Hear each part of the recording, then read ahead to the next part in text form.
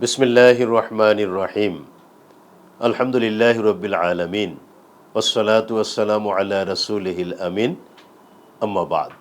সুপ্রিয় দর্শক শ্রোতা, আসসালামু আলাইকুম ওয়া রাহমাতুল্লাহ। প্রিয় দর্শক, দেশকাল নিউজের নিয়মিত আয়োজন রমজান প্রতিদিন অনুষ্ঠান থেকে আপনাদের সকলকে সুস্বাগত জানাচ্ছি আমি প্রফেসর ডক্টর মোহাম্মদ আতাউর রহমান মিয়াজি।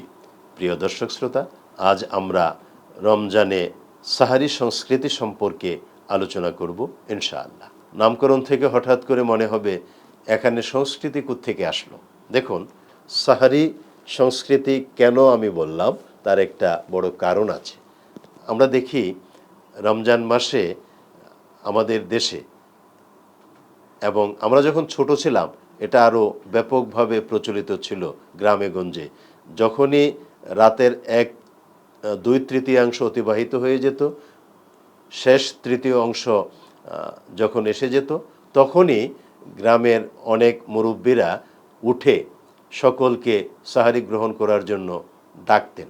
এখনও মাইকে আহ্বান করা হয় বিভিন্ন মসজিদ থেকে, বিভিন্নভাবে বিভিন্ন সংগঠন দায়িত্ব নিয়ে সাহারির জন্য ডাকাডাকি করে, আহ্বান করে, যাতে কারো সাহারি গ্রহণ বাদ না যায় এবং যাতে সাহারির বরকত থেকে তারা বঞ্চিত না হন। এখন এই যে কালচার শুরু হয়েছে, এই যে সংস্কৃতি শুরু হয়েছে, এখানে কি আমরা শুধু নিজেদেরকেই সীমাবদ্ধ রাখবো, নাকি সমাজের বিত্তশালী বিত্তহীন সকলকে একত্রিত করে এই সাহারি সংস্কৃতির অন্তর্ভুক্ত হয়ে আমরা সাহারি গ্রহণ করব এবং এর মাধ্যমে বরকত হাসিল করব? এটা একটা বড় প্রশ্ন।